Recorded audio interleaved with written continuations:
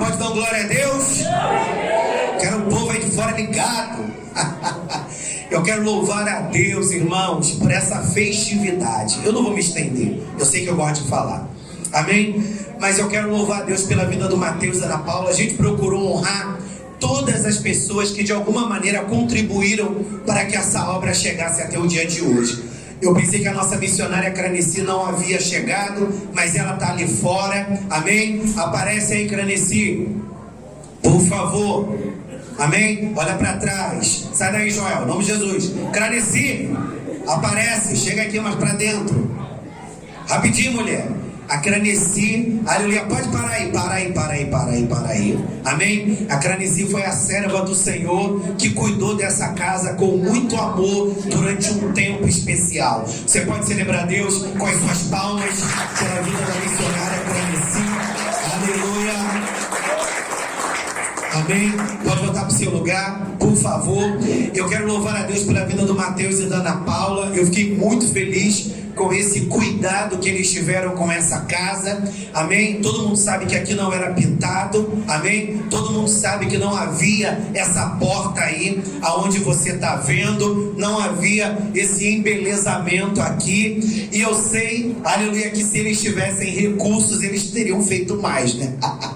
Aleluia! Mas o recurso financeiro foi pouco, então ficou o púlpito, amém? Para fazer, eles estão com um projeto de um púlpito, amém? De madeira, sendo uma doideira aí, que eles inventam. Sou velho, louvado seja Deus, aleluia! Eles estão com um projeto aí de um púlpito de madeira, choque do monstro, para você ver como é que minha gíria é velha.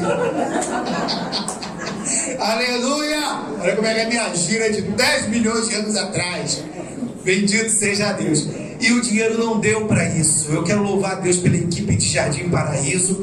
Aleluia, estamos pequenos, mas vocês têm sido grandes. Você pode celebrar Deus com as suas palmas pela equipe de Jardim Paraíso.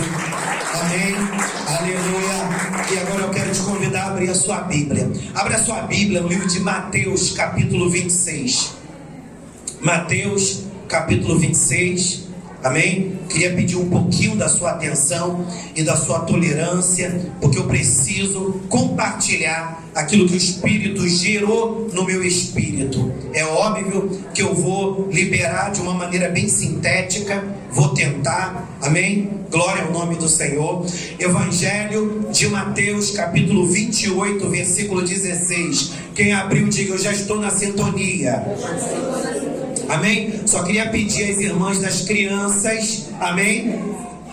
Irmãs que cuidam das crianças, por favor, se as crianças fazerem muita gritaria, leva as crianças lá para o segundo andar, porque eu combinei com a igreja, louvado seja o nome do Senhor, que as pregações seriam gravadas e nós colocaríamos no canal da igreja no YouTube. A igreja tem um canal no YouTube, amém? Só abrir lá, Igreja Metodista Renovada na Tote, amém? E se tiver muita gritaria de criança, não vai rolar, amém? Então, queria que vocês tivessem aí essa parcimônia, essa paciência. Glória ao nome do Rei, amém? Mateus capítulo 28. Quem abriu, diga graças a Deus. Graças a Deus. Diz assim: e os 11 discípulos partiram para a Galileia, para o monte que Jesus lhes tinha designado. E quando viram, o adoraram, mas alguns duvidaram.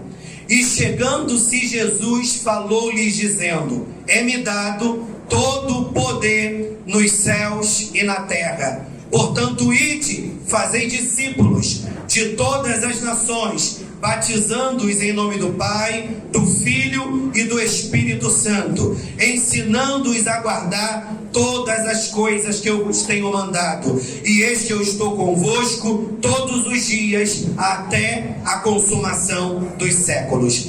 Eu quero dar um tema para essa ministração, e o tema é um reino em expansão.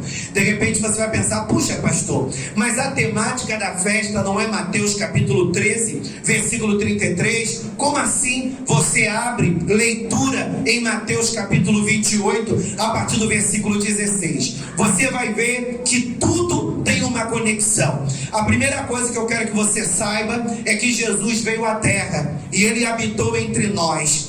E nós sabemos que durante o tempo que ele habitou entre nós, ele fez discípulos. E a gente pode dizer que os discípulos que Jesus fez foram 12 discípulos.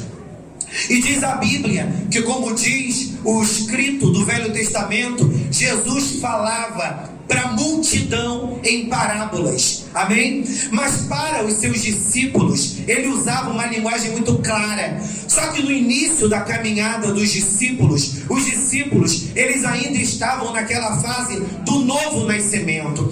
E pelo fato dos discípulos estarem nessa fase do novo nascimento, até aquela linguagem fácil de Jesus ficava difícil deles compreenderem, porque as coisas do reino, elas não se discernem racionalmente, elas se discernem espiritualmente. E como os discípulos, eles estavam nesse processo de libertação, eles tinham dificuldades para entender. Jesus falava para a multidão em parábola e os discípulos ficavam boquiabertos, sem entender o que Jesus estava dizendo. Mas quando Jesus estava entre eles, não a sós, Jesus abria o leque e os fazia compreender a mensagem que ele estava passando. Qual era o objetivo? Jesus estava querendo forjar naqueles discípulos homens de aliança, homens alinhados para que pudessem implantar o reino. Já a multidão estava ali pela curiosidade, estava ali pela comida, ali pela bebida. Eles não estavam abertos para entender o projeto do reino. Por isso Jesus lhes falava em parábolas. Tanto que quando Jesus disse que ele morreria, ele teria que passar pela cruz, os discípulos ficaram pasmados diante daquela palavra de Jesus, porque eles não conseguiam entender ainda essa questão de que Jesus veio, pregou a eles uma mensagem, morreria na cruz. Eles tinham dificuldade para entender todas essas coisas, mas à medida que o tempo foi passando e eles foram transicionando espiritualmente, eles começaram a entender que a morte de Jesus faria parte de um propósito, de um projeto de libertação completa na vida daquele povo. Em um determinado momento, Jesus chega para os discípulos e diz: olha,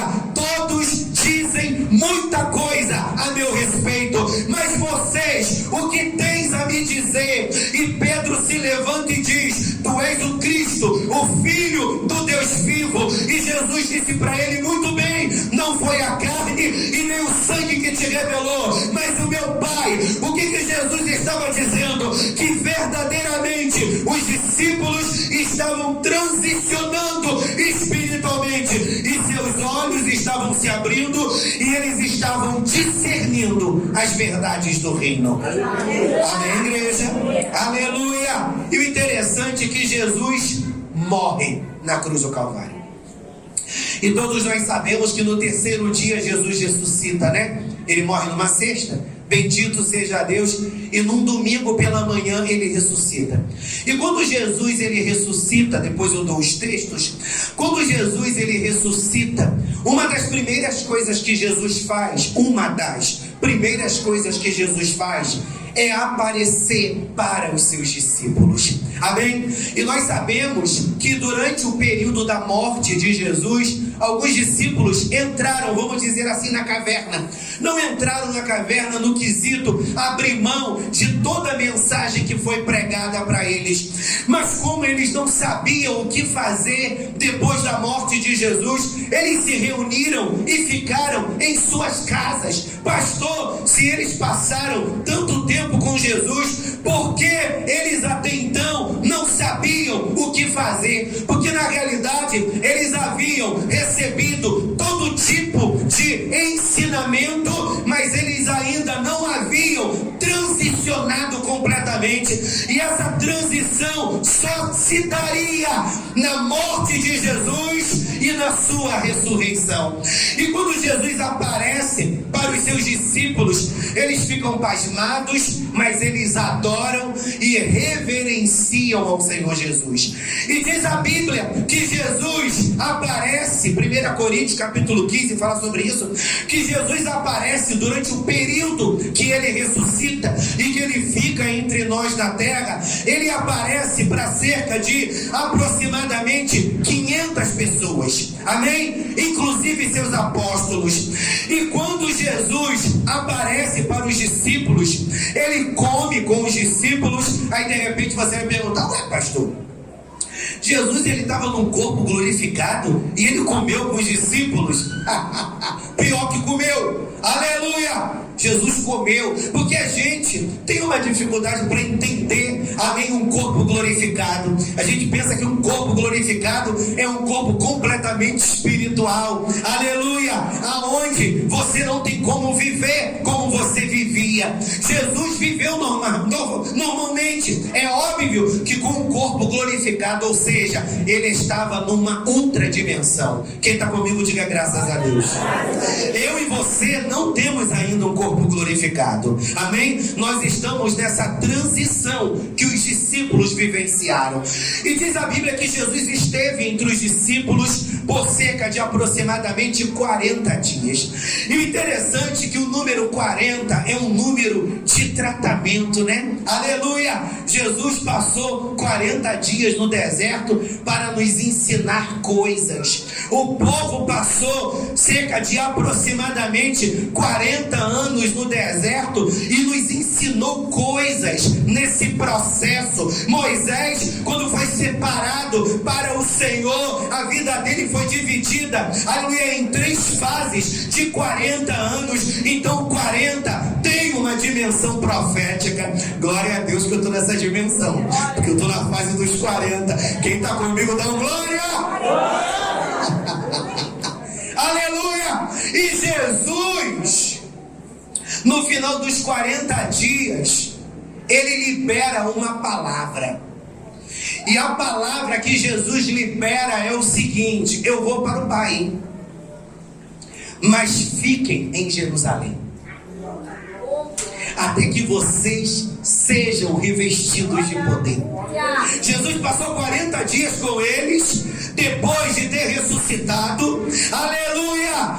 Quando ele ascende, ele diz: olha, vocês não vão se dispersar, porque tem um chamado para ser desvendado a partir da vida de vocês, e vocês terão que ficar em Jerusalém. E eles ficaram se questionando: mas ficar em Jerusalém por quê? Aí Jesus diz: vocês vão ter que ficar em Jerusalém até que vocês sejam revestidos de poder.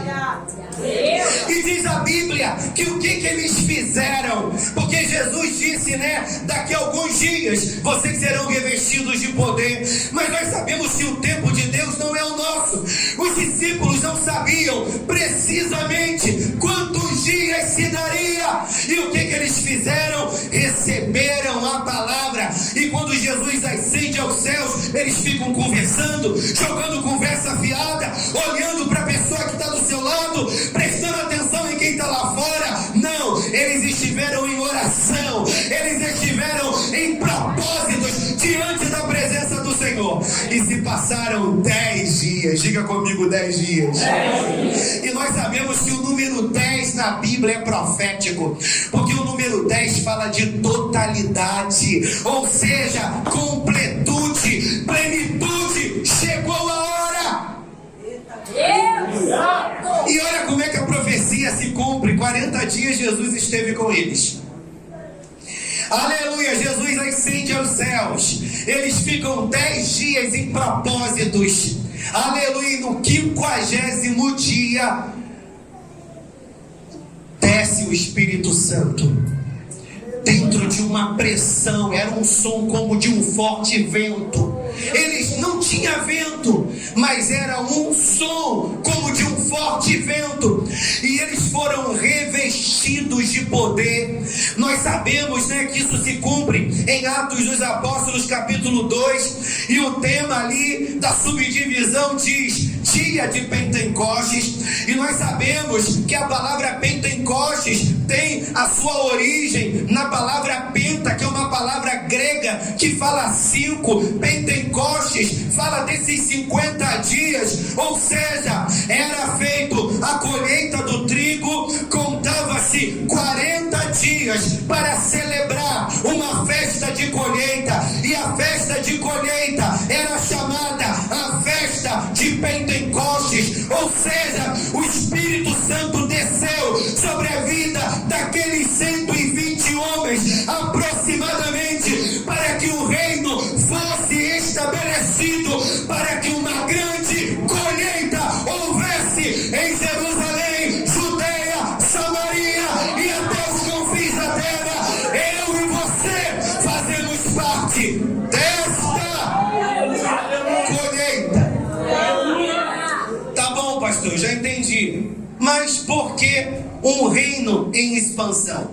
Eu quero que você entenda que o reino, ele tem a sua base. Bendito seja Deus. O reino, ele tem os seus pilares. Vamos dizer assim, o reino, ele tem um tripé. Assim como a vida de um cristão, ela é sustentada por um tripé espiritual. Qual é o tripé? Palavra, aleluia, jejum e oração. Esse é o tripé que sustenta a vida do crente. Pastor, eu sou dessa vibe que não jejua, mas o jejum, tudo bem que é jejuado, jejua, aleluia, mas o jejum aponta para renúncia, e nós sabemos que a nossa vida é uma vida de jejum, porque de repente te deu vontade de beber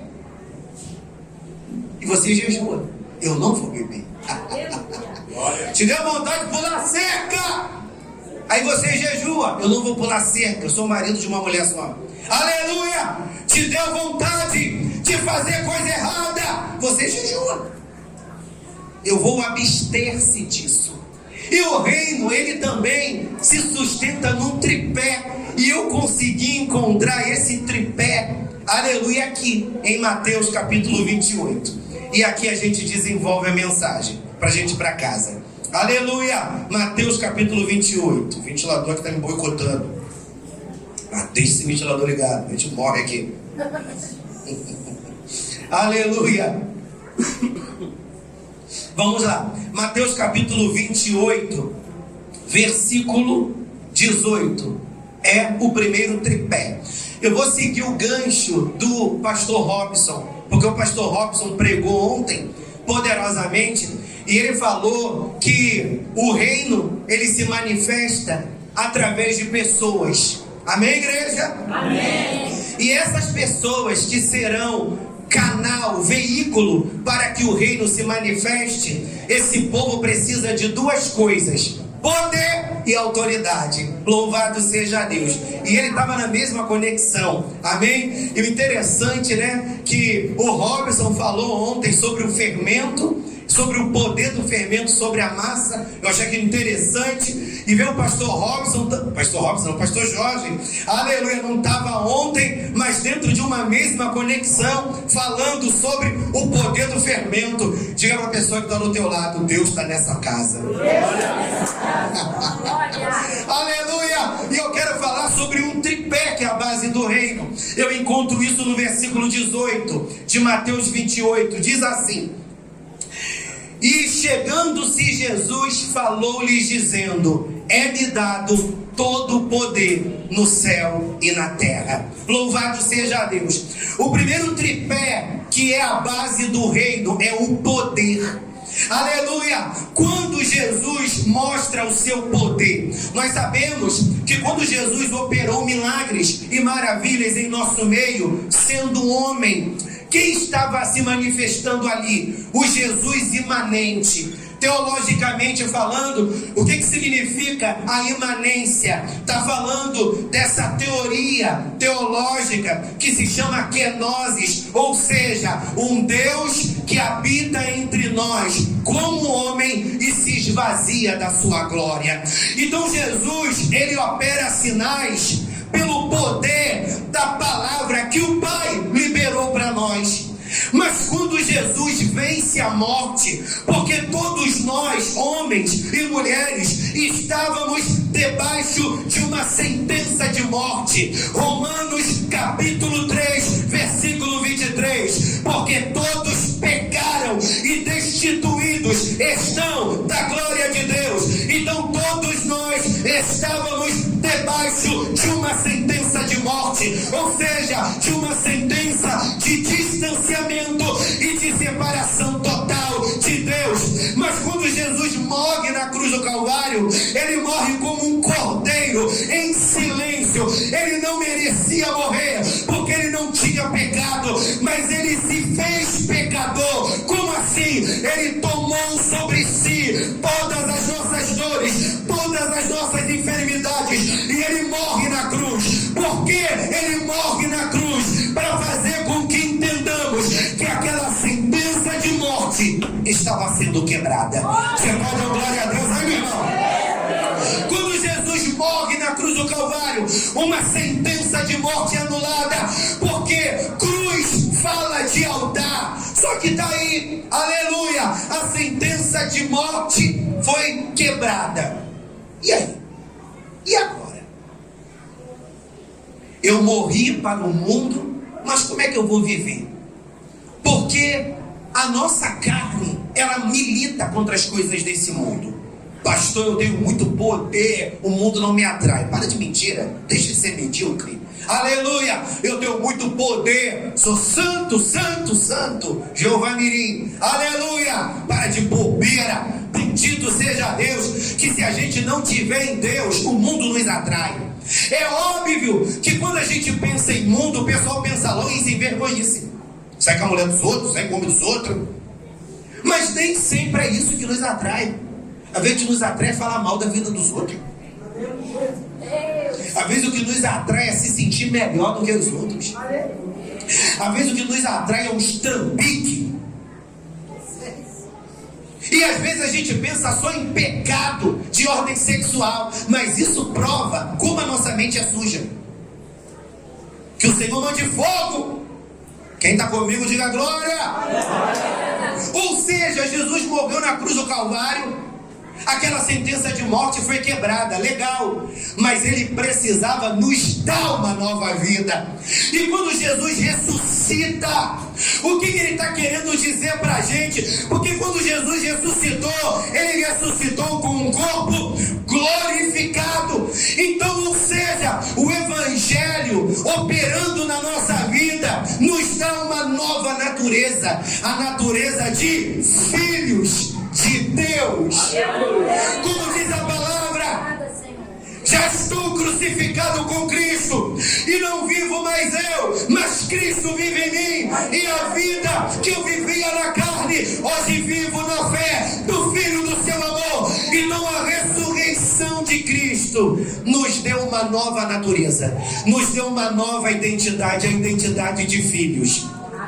E todo filho tem muito do Pai. Quem está comigo diga graças a Deus. Então quando Jesus diz, é-me dado todo o poder nos céus e na terra, o que Jesus estava dizendo? Vocês ressuscitaram comigo e vocês também têm esse poder. Então a primeira base, o primeiro tripé do reino é poder. E o poder de Deus se manifesta através da presença do Espírito Santo na nossa vida. Agora, para que Deus me deu poder e te deu poder? Aleluia. Para ter um martelo que nem Thor, deus grego da mitologia grega. Para ter um martelo, Deus te deu poder para ser o que? Um Poseidon dominando as águas. Deus te deu poder para quê? Para você dar alma de super-homem, colocar uma roupa azul, uma sunguinha vermelha, aleluia, e dar um voo por aí. Não, meu irmão, Deus não te deu poder para você viver nessas fantasias. Porque às vezes a gente vê uma bobeira na internet, né? Meu irmão, eu creio que alguém pode cair no poder de Deus. Eu creio, porque eu já caí. Eu já caí no poder de Deus. Uma vez só. Louvado seja o nome do Senhor. Eu recebi uma glória tão grande que eu desmaiei no monte. Nossa irmã Celinha pode testemunhar disso. Aleluia, ela estava presente. Aleluia. Mas a gente vê uma bobeirada aí na internet, né? Aleluia. Umas coisas doidas para manipular o povo a cair. Uma bobeirada que tu não vê nada de Deus. Bendito seja Deus. Aí tem gente que pensa que o poder que o Deus quer dar para ele é para ele fazer essa bobeira. Não, meu irmão. Aleluia. O poder que Deus quer derramar sobre a sua vida, primeiro é para te dar forças para que você vença o pecado, e depois expulsar demônios, curar enfermos. Aleluia. Deus quer derramar sobre essa tua vida esse poder para que você vença toda a morte, para que você vença todo o decreto do inferno. Existem muitas pessoas que pensam: pastor, eu não tenho poder porque eu não me arrepio no culto. Eu não tenho poder porque eu não falo em línguas espirituais. Pastor, eu não tenho poder porque eu não grito que nem vocês. Meu irmão, cada um tem um estilo. De repente você não gosta do meu estilo, aleluia, de pregar, e de repente eu não gosto do seu. Aleluia. Cada pessoa tem um estilo, mas o poder não está nisso. O poder está nos sinais, nas almas que se convertem, nas vidas que você ora e elas são curadas, nas vidas endemoniadas que você põe a mão e ora no nome de Jesus, e o mal saia. O reino vai se expandindo quando eu me aproprio desse poder que Deus deu a mim e a você, não porque merecemos, mas porque cremos. Recebe aí esse poder em nome de Jesus, meu irmão. Recebe aí esse poder. Ai, pastor, estou me sentindo tão fraquinho. Aleluia, estou me sentindo tão fraquinho. De repente, esse se sentir fraco está mais associado a um estado emocional do que a um estado espiritual. Sabia? Às vezes a gente está fraco, Paulo, chateado, magoado, querendo dar umas cosas, aleluia, em algumas pessoas. Aleluia. Aí como é que a gente pensa? Eu estou fraco. Aí a gente está fraco, aleluia. Mas irmãos, o que você faz com a tua vontade? Você jejua, você abre mão, aleluia. Mas aí você pensa que você está fraco, aí Jeová te chama para trabalhar. Não quero pregar hoje não, porque eu estou fraco. Eu não quero cantar hoje não, porque eu estou fraco. Mas aí a palavra diz: quando você pensa que você está fraco, é aí que você está fraco. Porque o meu poder se aperfeiçoa na tua fraqueza. Ou seja, o que essa palavra está querendo dizer? Que Deus quer que você fique como uma galinha da Angola. Estou fraco, estou fraco, estou fraco. Não, Deus quer que você entenda que você precisa ter visão de reino. E ter visão de reino é você entender que o poder não está em você, o poder passa por você. O poder passa por você e cumpre o projeto que Deus tem para fazer através da sua vida. Então o primeiro tripé é o poder. Você tem que sair daqui entendendo: eu preciso ter poder. Aleluia. O segundo, olha como é que eu estou sendo sábio, rápido. Glória a Deus, as ovelhas me boicotando. Aleluia. O segundo tripé do reino está aqui no versículo 19, e eu amo esse tripé. Portanto, ide, fazei discípulos de todas as nações, batizando-os em nome do Pai, do Filho e do Espírito Santo.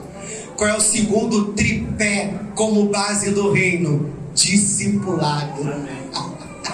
Aleluia. O segundo tripé do reino é o discipulado. Pastor, o que é discipulado? É você ganhar a vida, cuidar dessa vida e apresentar essa vida ao Senhor. Amém. Olha o que o Senhor disse para os discípulos: ide e fazei discípulos de todas as nações, em nome do Pai, do Filho e do Espírito Santo. Batize, ensine. Então o segundo tripé é o discipulado. Sabe quando a igreja peca? E a igreja sou eu, e a igreja é você. Sabe quando a igreja peca? Quando a igreja não entende visão de discipulado. Eu estava aconselhando uma pessoa hoje pela manhã, uma pessoa novata, Eu estava aconselhando uma pessoa e essa pessoa está caminhando lá na igreja, lá no Viegas, e ela falou: pastor, eu sempre tive muita dificuldade para me firmar, mas eu vim aqui na igreja, minha esposa está caminhando aqui, e eu vim aqui na igreja, Deus está trabalhando no meu coração, e eu quero ajuda, e eu quero ficar firme. Se você quer ficar firme, eis-me aqui, eu vou te ajudar, e eu vou mobilizar uma equipe para te ajudar também. Aí eu perguntei para ele: mas por que você nunca, aleluia, ficou firme? Aí ele falou para mim: primeiro, porque eu nunca quis abrir a minha vida para ninguém. Eu não gosto desse negócio de conversar com ninguém, não. Aleluia! Aí depois ele me explicou por quê. Cheio de ocultismo no lombo. A gente não gosta de falar da nossa vida, porque a gente não gosta de expor as podridão que tem na nossa vida. Aleluia! Aí ele falou para mim assim: não, e tem um porém. Eu não ficava firme em igreja nenhuma, porque eu vivia de igreja para igreja. Eu adoro corinho de fogo. Aí eu: mas você gostou aqui da nossa igreja? Aí ele: pô, tô amando, não, porque aqui a gente não tem muito corinho de fogo, não. Aleluia. Eu falei para ele: não, a gente não tem muito corinho de fogo, não é porque a gente não gosta, não. Amém? Se alguém puxar o corinho de fogo aqui, a gente vai bailar com o varão. Aleluia. Mas a gente não tem muito esse hábito de cantar corinho de fogo. Mas a gente não fecha a porta, não. Se Deus quiser usar através de um corinho de fogo, a obra é de Deus. Quem está comigo? Amém. Aleluia. Eu não sou esses pastores tapados. Não, só tem que ser assim.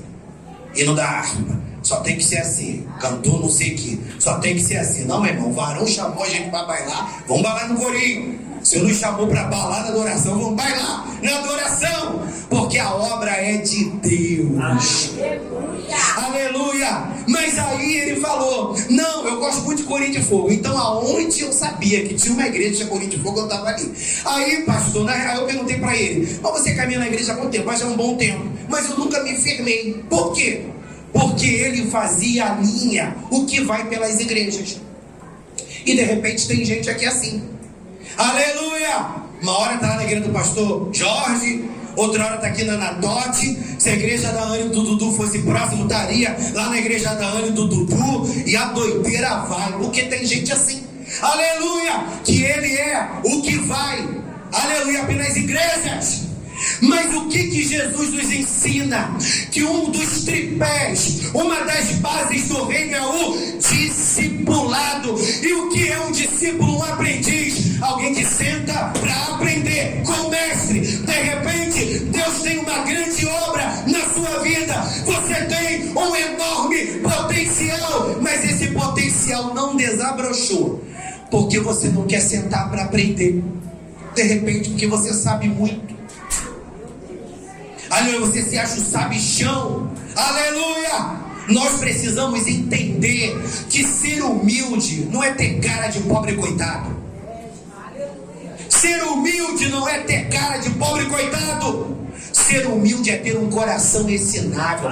Porque quem é humilde, você pode perceber que esses camaradas que são cabeção mesmo, muito intelectual, você pode perceber que eles não são arrogantes. Só se você falar besteira para eles e ficar teimando. Mas do contrário, eles estão abertos para aprender. Sabe por quê, meu irmão? Porque a arrogância é característico de pessoas que têm coração ferido e que têm complexo de inferioridade. Mas o que Deus está dizendo? Eu quero discipular você. Eu quero modelar você. Sabe para quê, meu irmão?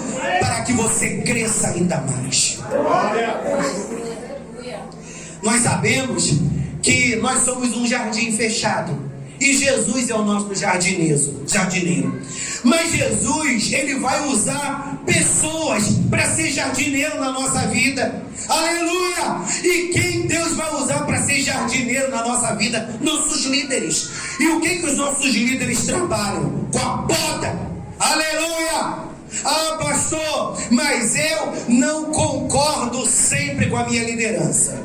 Meu irmão, a gente não concorda nem 100% com quem a gente está casado. Ah, pastor, eu estou casado com a minha esposa há 120 milhões de anos e eu concordo com tudo. Só se você for muito hipócrita. Ou então você tem uma vida dupla.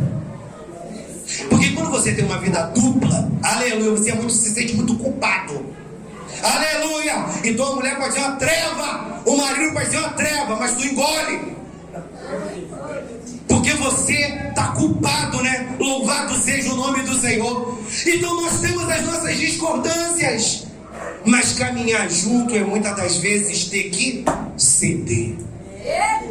Caminhar junto é muitas das vezes ter que abrir mão. Você só não deve ceder para pecado. Se você está numa igreja e aquela igreja concorda com o pecado e você tem certeza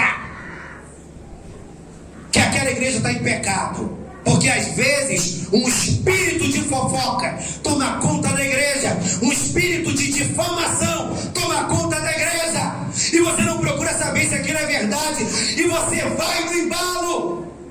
Uma irmã chegou para mim e falou: pastor, estou muito chateado contigo. O senhor fica jogando piada para mim do microfone. Aí eu: como assim, irmã? Fico jogando piada para você do microfone. Não, porque o senhor falou desse pessoal que vai ao monte e fica no monte muitas vezes e não muda de vida. Então você é a gostosona de Copacabana? Você é a única irmã aqui na igreja que vai ao monte? Aleluia, você é a toda poderosa. Aí ela ficou sem graça. Eu falei assim: irmã, eu não tenho esse perfil de jogar piada de púlpito. Até porque púlpito é coisa séria. Púlpito a gente prega a palavra de Deus. Agora, o que o pastor precisa fazer no púlpito às vezes? Disciplinar. Porque o pastor, ele não só prega a palavra revelada, não. Essa palavra aqui é revelada, calma. Aleluia! Mas pastor não prega somente palavra revelada, não. Pastor prega a palavra de doutrina às vezes. Está tendo um espírito de fofoca na igreja. Ai, Senhor, tu quer que eu pregue mesmo sobre fofoca? Vai ser bobo, mané. Prepara um estudo e orienta essa igreja para que esse demônio de fofoca caia por terra. Porque o pastor tem que doutrinar. Aleluia! Agora é jogar piada, meu irmão. É quem não é sério. E eu sou sério. Bendito seja Deus. E o que o Senhor quer fazer você entender? Que você precisa receber poder e você precisa se abrir para o discipulado. Por que os discípulos tiveram a autoridade para se tornarem apóstolos? Por que os discípulos tiveram a autoridade para fluir na unção e no poder do Espírito? Porque eles se abriram para serem discipulados. Olha, fiquem em Jerusalém até que vocês sejam revestidos de poder. E eles fizeram o quê? Foram para a Itália? Foram para os Estados Unidos? Foram para Hollywood? Não, eles ficaram lá. Mas na igreja hoje não é assim, não. Irmão, obedece. Ele não obedece, não. Eu coloquei um pequeno vídeo hoje no Face, louvado seja Deus, falando de crente que parece porco. Aleluia, não é ofensivo, calma, entenda. Eu estava falando de crente que parece porco, e eu nunca parei para prestar atenção nesse detalhe. Foi uma pastora, profetisa Aline, que abriu meus olhos para isso. Aleluia, a gente estava almoçando num lugar e a gente papeando e surgiu esse meneghete. Eu falei assim: Aline, gostei, hein? Aí eu fui pro Google para saber, aleluia, de onde veio essa frase. Eu não consegui achar nada, porque esse negócio de pegar a frase dos outros e dizer que a tua, isso é plágio. Aleluia! E eu não encontrei nada. E ela falou: não, o professor meu, quando eu estudava na UFRJ, falava muito isso, que tem aluno, louvado seja Deus, que é que nem porco na hora de morrer. Louvado seja o nome do Senhor. Aí eu: como é que o porco morre? Porque, meu irmão, eu adoro carregar um pneu, mas nunca parei para prestar atenção nesse detalhe, como é que o porco morre. Aleluia, vai ter um casal aqui de Jardim Paraíso. Eu quero louvar a Deus pela vida desse casal, que eles ofertaram. Nossa vitoriosa aqui, amém? Nádia, Kátia. Eles ofertaram não, é outra Kátia. Eles ofertaram um leitãozinho, um leitão poderoso. Aleluia, final do ano foi feita uma churrascada aqui. Leitão, aleluia, é profético, né? Porque teve um ano que teve um casal que está até afastado do caminho do Senhor, que também já foi daqui, né? O Alex e a Alessandra, eles doaram também um pedaço, não foi o pernil inteiro, foi um pedaço do pernil, e a gente caiu para dentro. Mas eu nunca parei para prestar atenção como o porco morre. Aí a profetisa estava me explicando. que quando o porco vai morrer, ele grita que nem um condenado. Aí eu associei. E o grito do porco é estéril, não é aqueles gritos agudos. Que negócio todo. Aleluia! Ele faz uma gritaria. Ou seja, desentoou o grito, desentoou o grito. Ou seja, o porco, quando ele vai morrer, ele grita muito. Mas o cordeiro não. Quando o cordeiro ele vai para a morte, ele vai mudo. Ele vai em silêncio. Aí a gente estava conversando, que ela estava apresentando uma situação para a gente, e a gente estava dizendo, mas por que você não fala? Por que você não reivindica? Por que você não faz isso? Não. Deus falou que nessa situação eu tenho que ser cordeiro. Aleluia! E Deus precisa fazer a gente entender que a gente precisa ser cordeiro. A gente é porco. Fica gritando, pastor está errado, a igreja está errada. Ou seja, ele nunca está errado, ele sempre é o gostosão de Copacabana. Aleluia! Aí ela estava falando que nós não podemos ser porco, nós precisamos ser cordeiro. É mais ou menos assim. Você não precisa se justificar. Quem vai te justificar é o Senhor. Aleluia! Como a nossa irmã Kátia falou, Anadote. Eu, hein? Será que vem alguma coisa boa dali? A gente nem sabia. Mas ao seu tempo, Deus derramou um brado aqui num dos cultos. O Senhor fez em ondas sonoras chegar não apenas o louvor, mas chegar a unção que é transmitida através do louvor. E ela foi eletrocutada e ela foi trazida pelo Espírito até este lugar. Atos dos Apóstolos diz que a unção era tão grande na vida dos apóstolos. Eles operavam tantos sinais, tantos prodígios, tantas maravilhas, que a cada dia o Senhor acrescentava o que havia de se salvar. Ou seja, o povo ouvia dos sinais e declarava: eu quero viver, eu quero experimentar, então eu vou lá para receber. Então receba nesta noite essa unção de discipulado para trazer vidas para o reino de Deus. Porque do que adianta você ter uma profecia profunda? O que adianta você ter uma voz poderosíssima?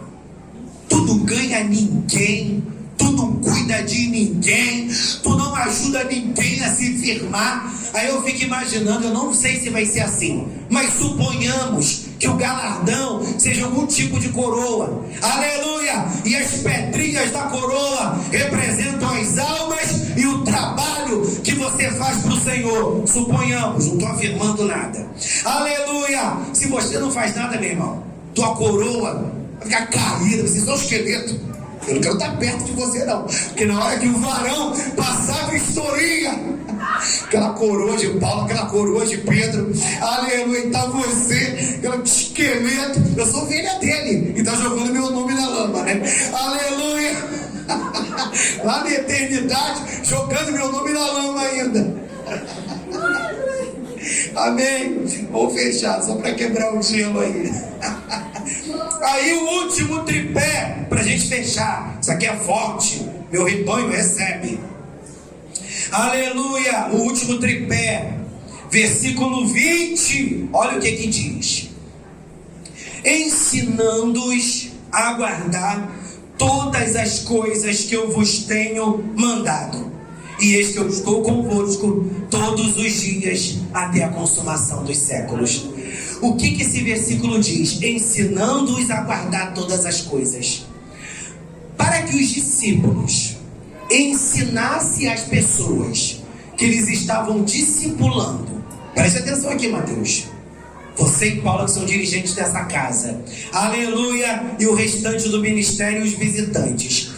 Se eles deveriam ensinar as pessoas a guardar a palavra de Deus em detalhe até a consumação dos séculos, o que significa? Que aqueles que eles discipulassem, eles precisariam gerar neles uma visão de aliança. Aqueles que eles discipulassem, eles precisariam gerar uma visão de aliança.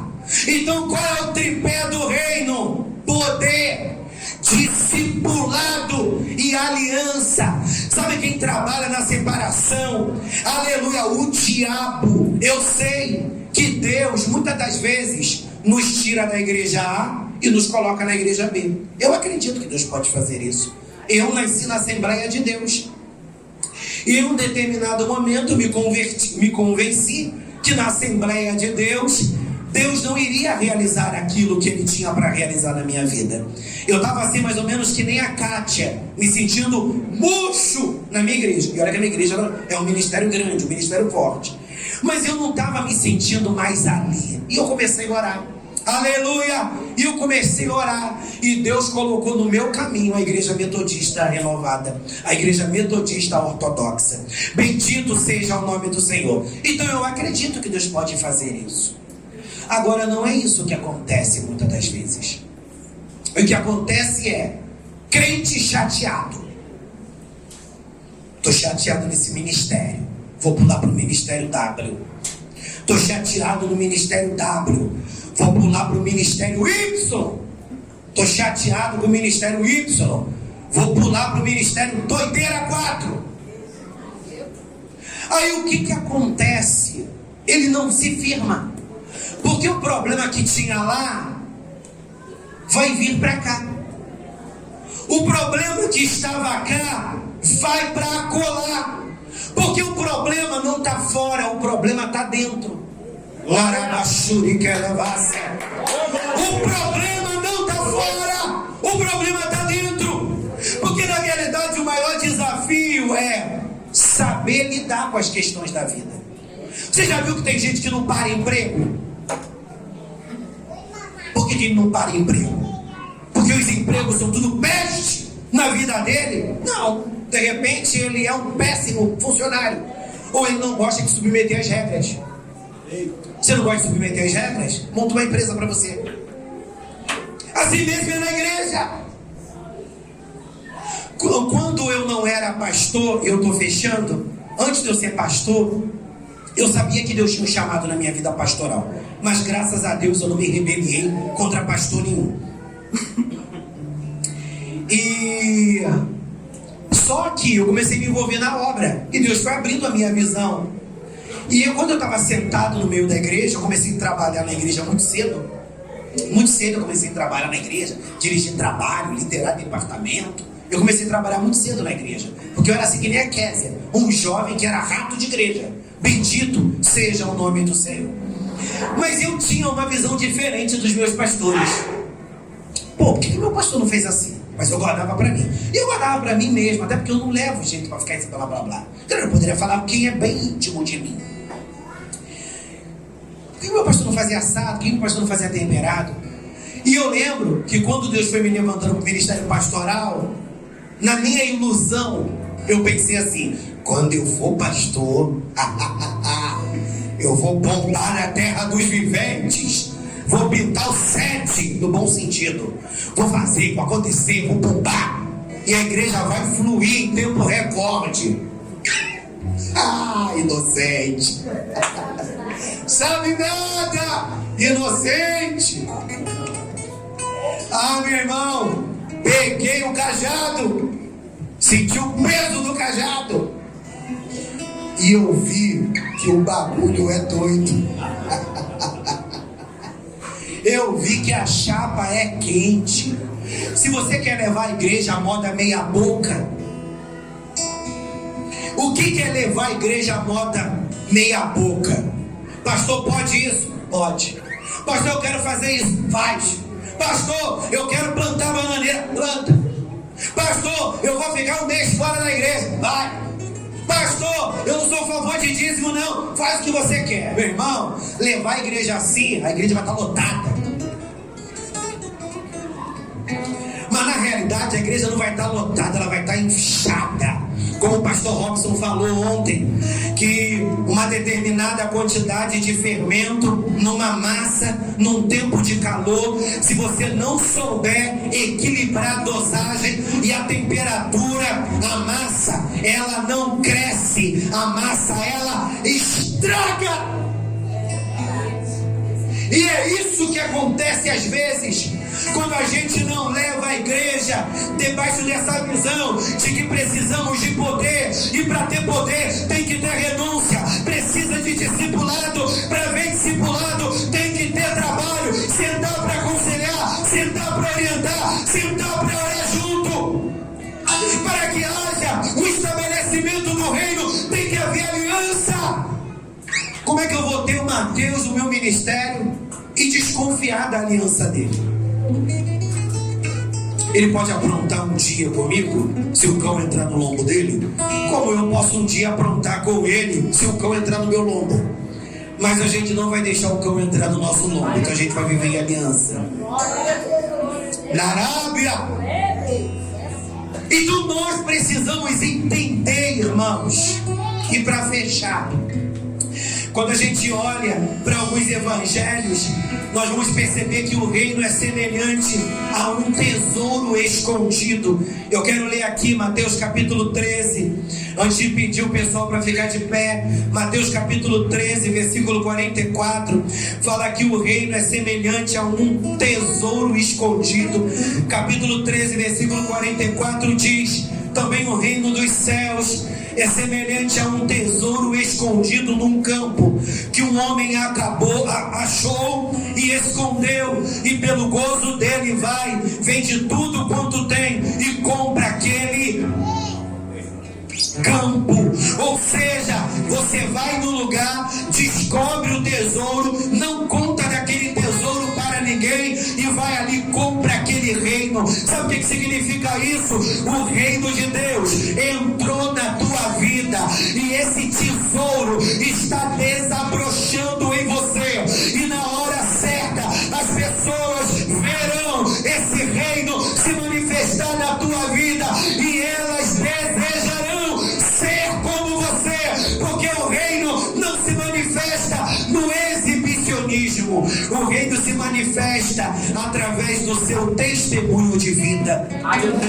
Outra coisa, o reino é semelhante a uma pérola de grande valor. Aí o versículo 45 do capítulo 13, aleluia, de Mateus, versículo 45, o reino é semelhante a uma pérola de grande valor. Outro sim, o reino dos céus é semelhante a um homem negociante que busca boas pérolas. Você é uma pérola. Pastor, eu estou com problema no meu casamento. Pastor, eu estou bebendo ainda. Pastor, eu estou na sem vergonhice. Meu irmão, você é uma pérola. Só que essa pérola está escondida e ofuscada por conta das impurezas. Mas hoje fogo está descendo do céu e essa pérola vai reluzir. E o último, o reino de Deus é semelhante a uma rede. Versículo 47 do mesmo texto, capítulo 13 de Mateus. Igualmente, o reino dos céus é semelhante, presta atenção aqui eu fecho. Igualmente o reino dos céus é semelhante a uma rede lançada ao mar e que apanha toda a qualidade de peixes. Então a salvação não é para alguns, a salvação é para todos. Mas presta atenção num detalhe aqui: e estando cheia, a puxam para a praia, e assentando-se, apanham para os cestos bons, ou melhor, e assentando-se, apanham para os cestos os bons, e os ruins, porém, lançam fora.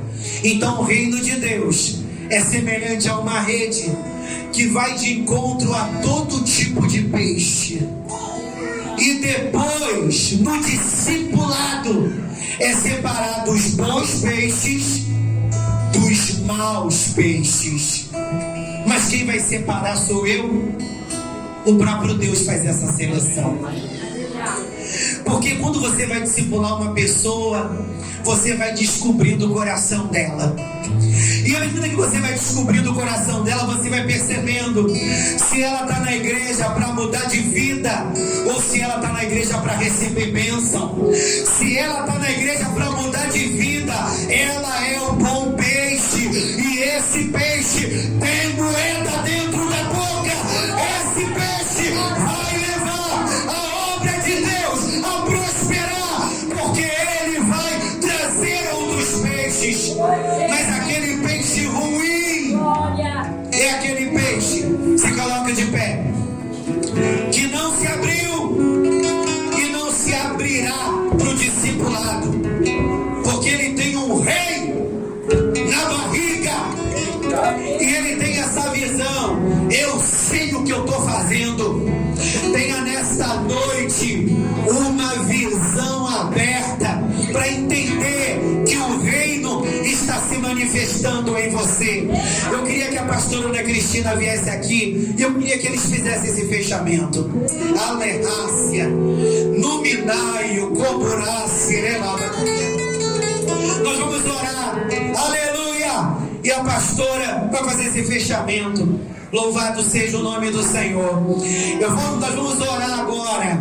Eu quero dizer para você, meu irmão, que o reino se manifesta em você. Diga comigo: Senhor Jesus, eu preciso de poder. Eu preciso ser discipulado. Eu preciso aprender a ter aliança. Se comprometa nessa noite. Se você é da igreja do pastor Jorge e você gosta de congregar lá, entende que lá o Senhor te colocou, seja bênção lá. Você está no Anatote e você entende que Deus te trouxe para cá, fique aqui, seja bênção. Não fica flertando. E a Anatote está numa fase boa, vai lá. Quem está numa fase boa agora é o pastor Jorge. Vou abandonar a Anatote, vou para a igreja do pastor Jorge. Eu não vou nem dar exemplo da pastora Ana Cristina e do Eduardo, porque eles são lá do Viegas, e nem do pastor Erivaldo, que está aqui, que é lá do Viegas também. Ninguém vai sair daqui e congregar lá, né? É muito distante. Mas vamos orar, irmãos. Esse casal é um casal que a gente tem uma parceria, um fechamento. Aleluia. Eu sei que meus filhos são da bênção.